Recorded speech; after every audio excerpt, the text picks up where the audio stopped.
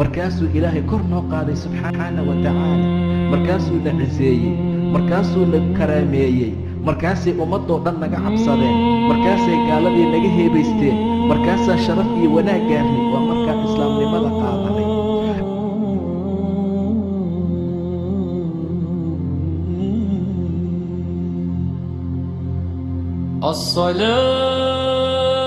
الصلاة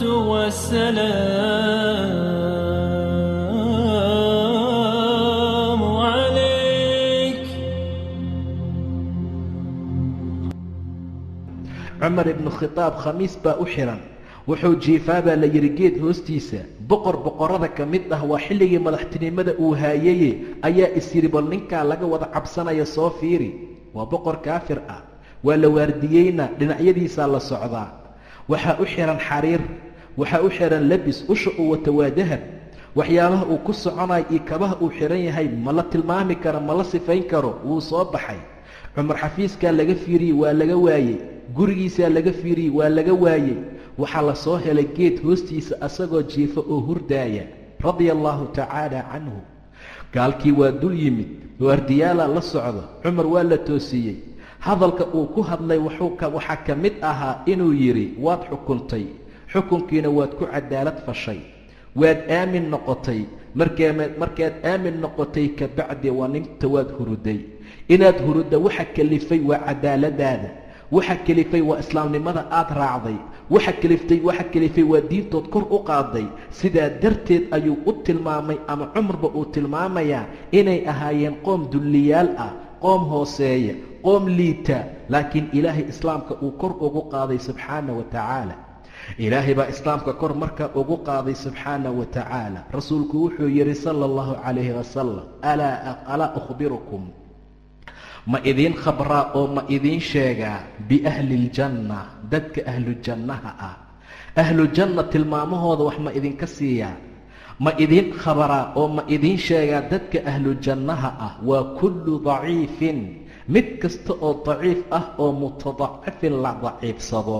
marka la fiiriyo sida uu yahay, qaabkiisa, lacag la-aantiisa, baahida uu ku jiro, faqriga, dhibka, mashaakilka ka muuqda, waa daciif. haddana waa mutadacifo, waa la daciifsadaa. dadku saa uguma dhiidhiiradaan. meelaha madaxda ee fadhisa lama fadhiisiiyo. meelaha dadka waaweyn ee akhyaarta ay joogaan laguma soo dhoweeyo. arrimooyin fara badan oo noocaasa ayaa jira. saa darteed ahlu janno waa mid kastoo daciif ah oo haddana mutadacif ah. maxaa u sii dheer asagoo sidaa ah, low aqsama cala allaahi, hadduu ilaahay ku dhaarto subxaana wa tacaala la abara, ilaahay wuu u baarinimo falaya subxaana wa tacaala. ilaahay ayaa baari falaya haddii uu dhaarto. xataa ay dhacda inuu yidhaahdo wallaahi caawa roob baa imaanaya, ilaahay si uusan u dembaabin ninkaa, roob buu keenaya subxaana wa tacaala.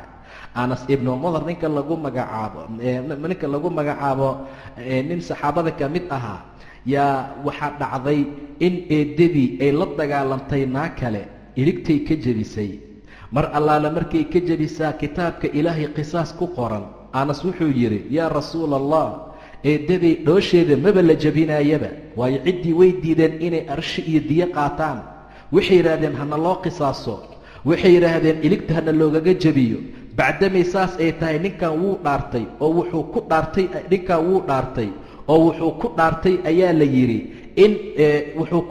ayaa la yidhi inaan iligta eedadii la jebinin.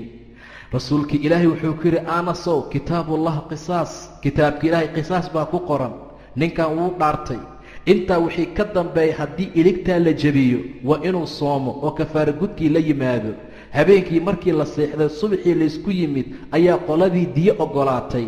markaasuu rasuulku wuxuu yidhi, addoommada ilaah waxaa ka mid ah mid hadduu ilaahay ku dhaarto, ilaahay u baarinimo falaya subxaana wa tacaala. ilaahay ayaa baarinimo falaya. marka ahlujanna waa kaasaa, waa nin ahlu diin ah, waa qof ahlu tawxiid ah, waa qof ahlu khayr ah, haddana daciif ah, haddana mutadacif ah, dadka aan ka socnayn, dadka aan laga sooci karin. low aqsama cala allaahi la abara, hadduu ilaahay ku dhaartana ilaahay waa u baarinimo falaya. alaa ukhbirukum biahli nnaar, ma idiin sheegaa ahlu naarna? war dadka inkaarta ku dhacdee naarta gelaya ahlu naarka ma idiin sheegaa? waa kullu cutullin waa mid kasta oo madax adag, macnaha diinka ilaahay aan lagu karin, oo diinta ilaahay aan qaadanaynin, oo diinta ilaahay maskaxdiisa aan gelaynin, haddana jawaad ah, qallafsan, akhlaaq xun, oo aan dadka la dhaqmi karin, oo dadka aan jeclayn, oo dadku ay necab yihiin, jawaad ah, ad adag, ka kan oo qalbigiisa adag yahay, haddana mustakbirin, isqaadqaad iyo kibir iyo isla weyni badan buu dhahay nebiga sala allahu calayh wasalam. ahlu jannana waa daciif mutadaacif ah, ahlu naarna waa cutullin jawaadin mustakbirin, waa madax adag yahay. aayadaha qur'aanka oo dhan haddii korkiisa lagu akhriyo ma isbedelaayo, jannoo dhan haddii looga sheekeeyo waa sidiisa, cadaabka haddii hortiisa lasoo dhigo waa sidiisa, jawaad ahoo wuu qallafsan yahay, macnaha akhlaaq fiican ma laha, haddana waa mustakbir, wuu isqaadqaad badan yahay, waa kibir badan yahay buu yidhi nebiga sala allahu calayh wasalam. saa darteed ayaa qofka muslimka ah mar kasta waxaa la rabaa inuu ahaado nin deggan, waxaa la rabaa inuu ahaado mid ku sifaysan sifaadka ahlu jannaha. ma aha miisaanka wax lagu kala miisaamo qofkaana daciif ah, qofkaanaan tabar daran, qofkaanaan hanti haysan, qofkaanaan madaxnimo ka dhalanin, qofkaanaan meel sare ka imaanin. xaaladda noocaas ah ma jirto. waayo abilcabaas ninka lagu magacaabo waa sahl ibnu sacad assaacidiy wuxuu yidhi anigoo nebiga la fadhiya mara rajulin cala annebiy, nebigaa dushiisa nin soo maray sala allahu calayh wasalam. akhyaar baa nebiga la fadhisay, nin baa meesha soo maray, rasuulku wuxuu yidhi nin agtiisa fadhiyey, wamaa ra'yuka fii haada, war ninkan iga warbixi bal, ninkan warbixin iga sii meesha maray, maa ra'yuka fii haada. rajulkii wuxuu yidhi faqaala rajul min ashraafi annaas, dadka ugu sarsareeya ayuu ninkan ka dhashay. haadaa wallaahi xariyun, midkan ilaahay baan ku dhaartee waxaa xaqiiqo ah in khataba an yunkaxa, hadduu caaba gabar doono isla markii in la siiyo, hadalba aan lagu soo celinin, waxba su'aala aan la weydiinin, wax kale oo lagu soo qaado aysan jirin. waxaa xari ah oo xaqiiqo ah in khataba haddii uu doono an yunkaxa in loo nikaaxiyo, wa in shafaca an yashafac, hadduu shafeeco dalbo, hadduu meel tago uu yidhaahdo aawey ninkan ha la dhaafo, aawey ninkan waxaas ha la siiyo, isla markii ergadiisa waa la aqbalayaa. warbixintaasaa rasuulka la siiyey, fasakata wuu aamusay sala allahu calayhi wasalam. rasuulku waa aamusay. intaa ka bacdi nin kale ayaa meesha soo maray, warkanna iiga waran buu yidhi, maa ra'yuka fii haada, ninkan ra'yigaaga iga sii. wuxuu yidhi yaa rasuula allah, haadaa rajul min fuqaraa'i almuslimiin, kani waa nin ka mid ah fuqarada, danyarta, xoololaabayaasha, dadka daciifka ah, guryaha fiican aan ku jirin, oo muslimiinta markaa ka mid ah, balse waa muslim, waa hoggaansan yahay, oo diinta alluu u hoggaansan yahay subxaana wa tacaala, laakiinse waa fuqaradii muslimiinta. haadaa xariyun, waxaa xaqiiqaa kan haddii uu khitaabo ee gabar uu doono allaa yunkaxa inaan lagu nikaaxinin, woo looga kaco fadhiga, looga kaco gogashii akhyaarnimada, laga kala dareero. taasaa markaa xaqiiqo ah. hadduu shafeecana aan warkiisa la maqlin, aanba shafeecadiisa iyo ergeyntiisaba la maqlin.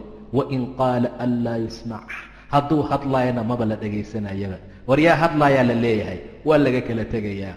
miisaan buu soo qaatay marka nebiga sala allahu calayhi wasalam, miisaankuu wax ku miisaamay fiiri. faqaala rasuulu ullahi, rasuulkii ilaahay wuxuu yidhi, haadaa khayrun min mil'i اlardi midla haada, midkan waxa uu ka khayr badan yahay kii hore, arlada muggeed oo la mid ah, kana ka khayr badan. ma aha 1 iyo 2 iyo 3 ilaa 10, laakiin nebigu wuxuu yidhi waa mil'u ardi, waa arlada muggeed, arlada adduunka wax buuxiya oo kii hore aad tilmaanteen ah, midkan ayaa ka khayr badan, oo ilaahay xaggiisa looga jecel yahay, oo ilaahay xaggiisa laga soo dhowaynaya subxaana wa tacaala. haddaba dadka muslimiinta ah hadday islaamka qaataan, waxyaabaha daciifnimada iyo tabardarida waxa ka tirtiraya waa islaamnimada, waxa kor u qaadaya, u sharafaynaya, sharafta u yeelayana waa diinta islaamka ee ilaahay uu soo dejiyey subxaana wa tacaala. sidoo kale nebiga waxaa laga wariyey inay jannadii iyo naartii doodeen, murun baa dhex maray jannada iyo naarta. ixtajabat iljannatu waannaar, faqaalat الnaar naartii waxay tidhi fiya aljabbaaruun wاlmutakabbiruun, fiya aljabbaaruun, aniga jabbaariinta igu sugnaaday. dadka jabbaariinta ah ee kibirka badan, dadka jabbaariinta ah ee kibirka badan ayaa aniga igu sugnaaday tiri. waa naartii. fiya aljabbaaruun wاlmutakabbiruun, iyo dadka mutakabbiriinta isqaadqaadka badan. mutakabbir yaa la yidhaahdaa